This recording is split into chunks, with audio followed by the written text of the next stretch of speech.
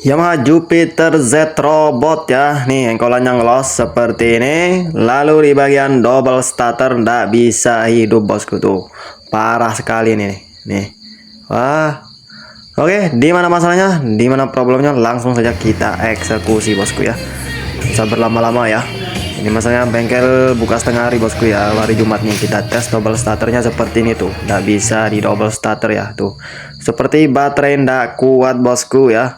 Ngek ngek ngek ngek seperti ini. Oke, kita matikan kunci kontaknya lalu langsung saja kita lakukan pembongkaran ya. Pertama-tama kita tes dulu ganti baterainya ya. Kita tes dulu untuk hidup motornya ini apakah mau hidup apa enggak ya.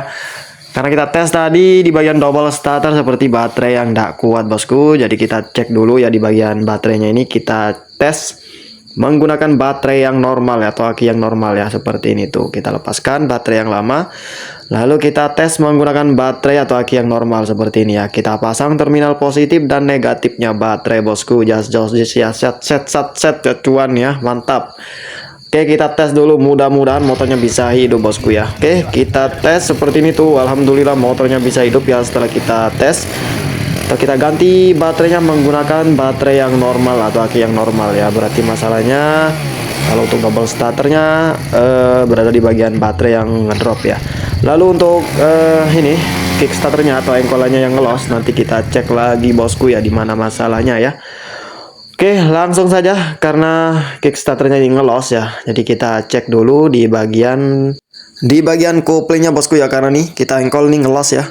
Jadi kita lepaskan knalpot lalu di bagian koplingnya kita bongkar semua bosku ya. Kita cek di bagian koplingnya ini ya, kita cek semua di bagian kampas kopling, kampas ganda, lalu di bagian mangkok ganda sama kampas gandanya, terutama nanti di bagian one way starternya. Oke, langsung saja kita lepaskan untuk knalpot bagian belakang menggunakan kunci 12 seperti ini tuh. Setelah itu kita lepaskan untuk knalpotnya dulu ya.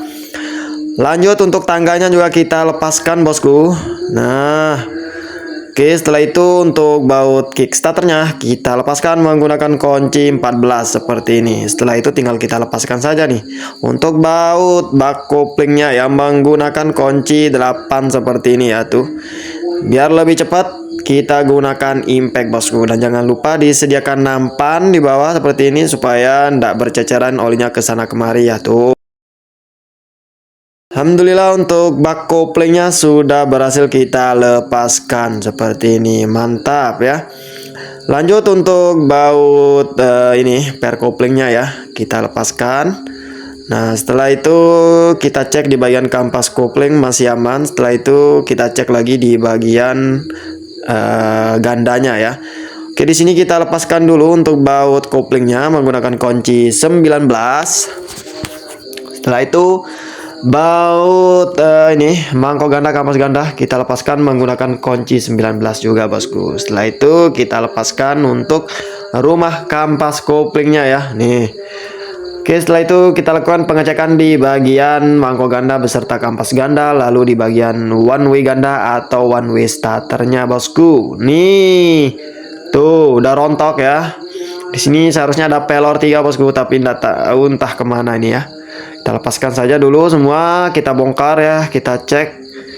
Ternyata di bagian one way gandanya, tuh di bagian sini bosku sudah rontok nih. Nih, oke. Nah, ini yang menyebabkan salah satunya ya, penyebab motor Yamaha Jupiter Z ya, rata-rata penyakitnya di bagian one way ganda ya, starternya sering ngelos bosku. Oke, langsung saja kita lakukan perakitan di sini, kita ganti baru nih untuk one way gandanya ya. Sebenarnya untuk mangkok gandanya nih harus ganti juga bosku, tapi karena budgetnya si ownernya nih minim ya, jadi kita ganti one way gandanya saja dulu. Yang penting motornya bisa hidup dan di engkol nggak ngelos bosku. Oke, pertama-tama kita pasang dulu ya peloran di sini di bagian plastik ke one way gandanya. Nah, setelah itu kita pasang bosnya ya. Nih, kita pasang pelornya 3 lalu kita masukkan atau kita pasang ke bagian mangkok gandanya bosku ya. Nah, di sini ada coakan posisi pernya nanti ya. Posisi pernya kita posisikan ke posisi atas ya, jangan sampai menghadap ke bawah bosku ya. Nah, seperti ini. Setelah itu kita pasang untuk pernya 3 biji ya. Nih, kita langsung sediakan obeng minus seperti ini. Lalu kita congkel masuk untuk per yang kecil 3 biji ini bosku ya. Nih sebentar dulu ya. Seperti ini ya. Tuh, kita tekan masuk. Nah, oke, sudah masuk satu, tinggal 2 bosku ya.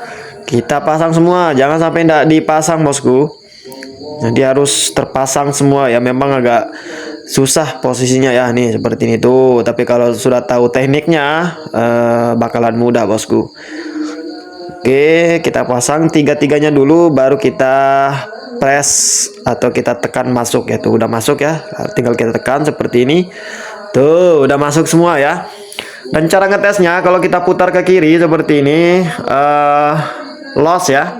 Nah, tapi kalau kita putar ke kanan itu ngunci bosku. Jadi sudah pas nih pemasangan one way gandanya ya. Langsung saja kita pasang untuk mangkok ganda beserta kampas gandanya seperti ini. Lalu kita pasang bos di sini, kita pasang ke bagian krik asnya seperti ini. Nah, mantap ya.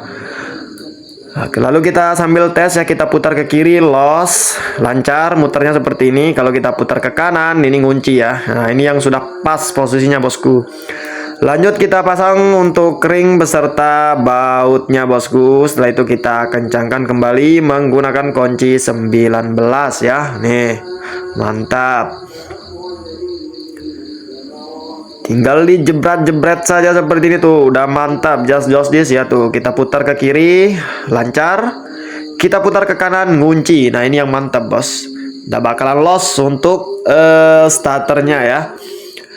Setelah itu kita rakit kembali di bagian per starternya bosku ya, beserta as starternya seperti ini ya. Kita cari kabel seperti ini buat bantuan buat narik pernya ya, nih seperti ini. Nah, setelah itu kita tes ya, kita paskan nih apakah pernya sudah mantap posisinya atau belum nih. Sudah pas ya tuh. As koplingnya sudah ikut muter begitu kita putar engkolnya ya. Nah, setelah itu kita pasang rumah koplingnya. Di sini ada ring pecah ya. Setelah itu kita pasang rumah kampas koplingnya bosku. Lanjut proses pemasangan kampas kopling beserta plat koplingnya ya. Setelah itu kita pasang ring di sini, ring pengunci. Nah, setelah itu kita pasang bor ya. Lanjut biar cepat tinggal kita kencangkan kembali bosku menggunakan kunci 19 seperti ini dan impact ya biar cepat jebret-jebret ya. Setelah itu kita pasang tutup ini kampas koplingnya. Setelah itu kita pasang mangkokan stud kopling. Setelah itu per kopling kita pasang. Nah, baru kita pasang penutupnya di sini ya, paling akhir. Nah, setelah itu kita pasang bautnya. Oke, untuk bautnya ini 6 biji. Kita kencangkan menggunakan kunci 8T ya, biar cepat kita gunakan impact seperti ini ya. Tuh, sudah mantap. Setelah itu kita tes starternya seperti ini tuh, sudah ikut muter semua, berarti sudah aman bosku. Lanjut ke proses pemasangan bak kopling ya. Jangan sampai untuk bak koplingnya tidak dipasang ya.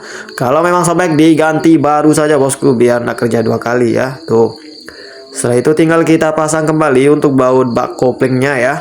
Lalu kita kencangkan menggunakan kunci 8. Setelah itu kita pasang untuk kickstarternya atau engkolannya bosku. Setelah itu kita pasang bor di sini ya. Lalu kita kencangkan menggunakan kunci 14. Mantap. Setelah itu kita masukkan oli saja bosku ya. Set nih.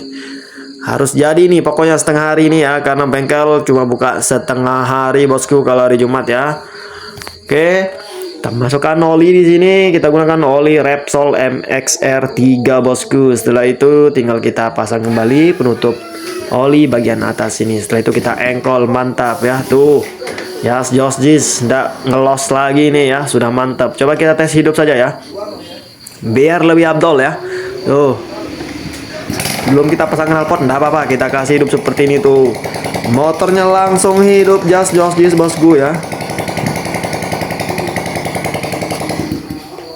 Oke, kita tes sekali lagi, kunci kontak on, kita engkol. Tuh, sekali engkol saja motornya langsung hidup bosku ya. Oke, Setelah ini tinggal kita rapikan semua, kita pasang knalpot, cover body, semua kita pasang bosku ya. Jangan sampai ada yang ketinggalan untuk baut-bautnya. Diperhatikan bosku ya. Setelah kita pasang knalpot, kita tes apakah bocor apa enggak nih untuk knalpotnya tuh. Udah mantep ya. Suaranya sudah kembali ke seperti semula tuh. Tinggal kita rapikan atau kita pasang di bagian cover body ya. Mulai dari cover body bagian depan, belakang, tangga. Lalu ini ya tamengnya kita pasang semua ya. Dan jangan lupa untuk baterainya ditukar kembali bosku. Nanti insya Allah kalau memang baterainya ini masih bagus, otomatis ngisi sendiri ya. Mungkin karena si ownernya ini enggak pernah dipakai untuk motornya sehingga baterainya nggak drop ya. Kalau untuk engkolannya ini keterangannya sudah lama ya ngelos, tapi karena berhubung double starternya masih hidup, makanya dibiarin dulu sama ownernya bosku. Oke. Alhamdulillah sudah selesai proses perakitan di bagian cover bodinya sama tangganya, tinggal cuan. Mantap, just this.